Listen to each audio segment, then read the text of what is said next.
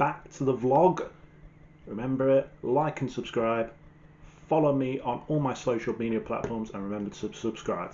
So what I'm going to talk about today is just going to be one long segment, hopefully, where I'm going to each day, because the football season is starting soon in 9 days. The first game is obviously the 17th of June, where you'll see Aston Villa take on Southampton live on Sky and possibly on other platforms as well.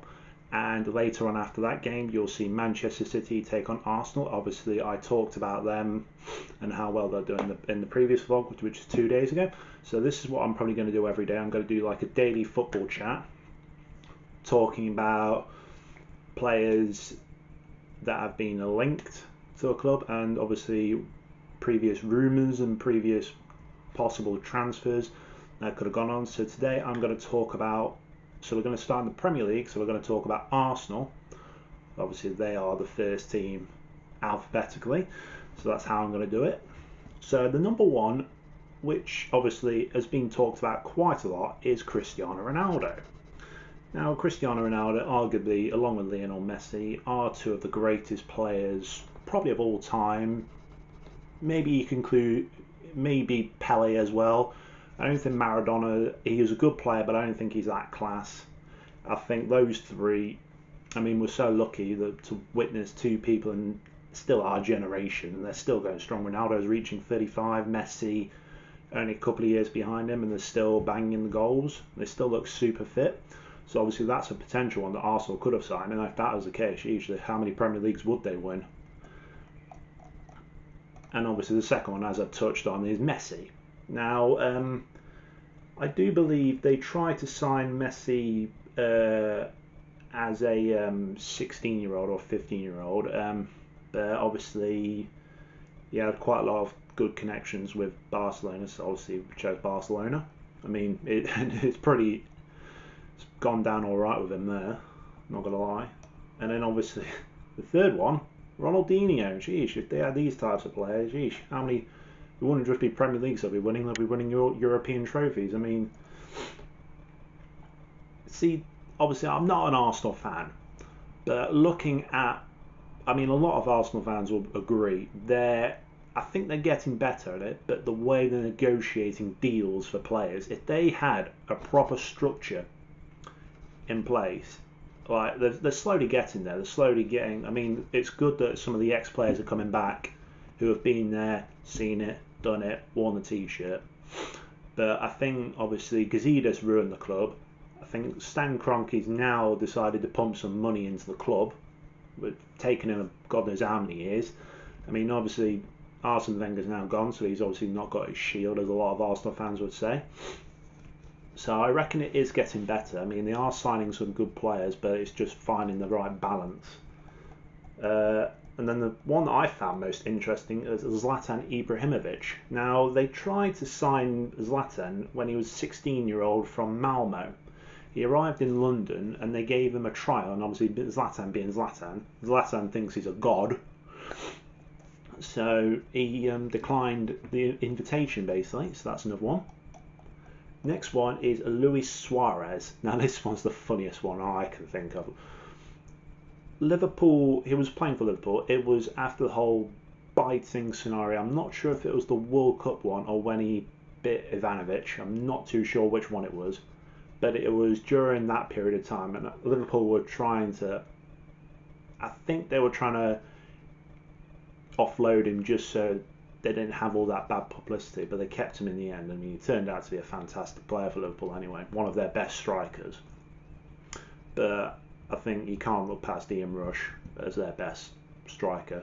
Oh, John Barnes as well, Michael Owen, even though a lot of, we'll gloss over that one. So they originally put a £40 million release clause on him, and obviously Arsenal matched that deal, exactly 40 million, but Liverpool rejected it. So they stupidly tried to negotiate an extra £1 for it, which was quite astonishing. I mean, why did they not just go in with like a 50-60 million pound bid and get the player? That's what frustrates me, and I'm not even an Arsenal fan, so God knows what Arsenal fans are like. They must be tearing their hair out sometimes. And the next one, Didier Drogba. They were trying to sign him from Le Mans for 100 grand in 2004, but obviously he chose Chelsea in the end, and obviously he did really well at Chelsea. Became obviously one of Chelsea's all-time leading goal scorers, second to only Frank Lampard.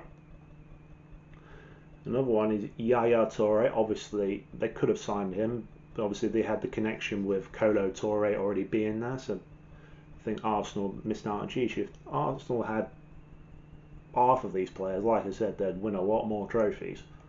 Geez. Next one is Virgil Van Dyck. Now we've all seen how brilliant Virgil Van Dyck is for Liverpool. He's arguably, well, he's up there. He's definitely the best defender in the world, and I'd have him in any World 11 possible. So Liverpool have so lucky to have him. I think they brought him at the right time. Obviously, he wanted to leave Southampton. Obviously, there were a lot of clubs interested in him. I think Arsenal were interested in him. A lot of Premier League clubs went for him, but he went to Liverpool. His second half of the season, did all right, but obviously last season he's kicked off, and obviously this season he's continued on. So that's proven to be arguably, I think, one of the best signings I've witnessed. Just the way he's progressed. Obviously he's won the Champions League. He's probably going to win the Premier League. So that's 2 trophies within the space of 2 years that he's won in their major competitions. Eden Hazard. Jeez, we are really getting into like the top quality now. Now this is an interesting one. Gareth Bale, obviously with the Tottenham connections, but they weren't trying to sign him from Tottenham. They were originally trying to sign him from Southampton for 5 million in 2007, and now 5 million in 2007 in that probably days market isn't that bad. I mean, back then he was just a left back, or as they call it, a left wing back, bombing forward, and then obviously Tottenham transformed him into one of the best players, and then he went to Madrid. He's not had the best run of form. I mean, I can remember that goal he scored against Barcelona, bombing down the wing, getting taken out left, right and centre. I mean, geez.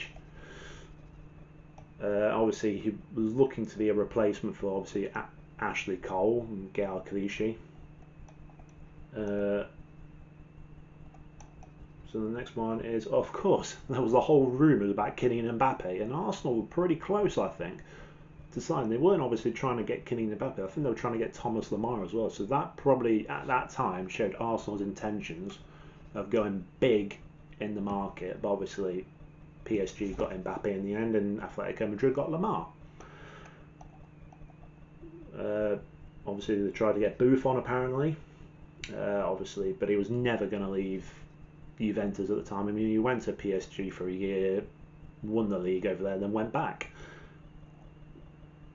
Griezmann they tried to sign when he was 22, when he was playing for Real Sociedad. They tried to, doesn't say what the price, 24 million, which is not a bad price in that market.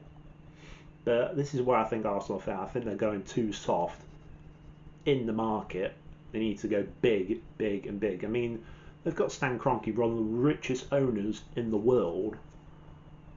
I mean, he's got an NFL franchise, and he seems to be pumping a lot of money into that. This is why this is probably why Arsenal fans are so frustrated. How he's not pumping money into the club. Harry Kane, I mean, he was at the Arsenal Academy, so I think they messed up there. Benzema they tried to sign. They were pretty close when he was at Lyon. Peter Schmeichel. I mean, could you imagine Peter Schmeichel? Manchester United legend playing for Arsenal. I just couldn't see it. Vincent Kompany. And that would have been, could you imagine Kompany and Van Dijk as a back two? Geez, there wouldn't be many goals leaked there. Rafael Varane. I mean, he's turned into a pretty good player, not going to lie. Claude Makelele. Now, I believe he started the actual DM role, which is obviously a huge, huge impact in the football. You need a good DM to obviously control that middle of the park. I think they missed out on him big time. Now this one, interesting one. Paul Pogba, they tried to sign back in, I'm trying to find the exact date. So I think they tried to sign him in 2012 when Manchester United were going to let him go on a free. N'Golo Kante, they could have signed him, and he's probably arguably the best DM in the world at the moment when he's fit. Jadynn Sancho. Now we all know how good Jadynn Sancho is now. I mean, he's got a release clause of 120 million. Only 19, 20 years of age. Future England. Well, he is an England player, but he could easily get in any World 11. I think if he, in a few years' time, he'd definitely get in any World 11. Jabby Alonso, one of the best passers of the ball I've seen for a very long time. I mean, I can remember that goal. I think it was an FA Cup game against Luton. He just drilled it from the halfway line, and I think it went in. Correct me if I'm wrong, but I can remember that goal, and that goal was one of the best goals I've ever seen. So yeah, I mean, if you look at those players. They could have signed Ronaldo, Messi and Ibrahimovic. Could you imagine that as a front three? That would be frightening. And obviously behind there, then you got like Hazard, Bale, all those types of attacking quality. God, if they had all that, along with Company and Van Dyck, along with like a decent goalkeeper in either Buffon or Schmeichel, I don't think anybody would be scoring past that. So obviously, let me know what you think about that. Like I said, I'm going to be trying to do this every day. I'm going to pick a team. It may not be alphabetical. So the next one, I think I'll go with Chelsea, which will please my stepdad because he's a Chelsea fan.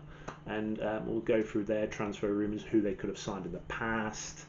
So yeah, so this has been a daily, I guess, transfer rumour vlog about Arsenal. And we'll see you in the next one. Peace out.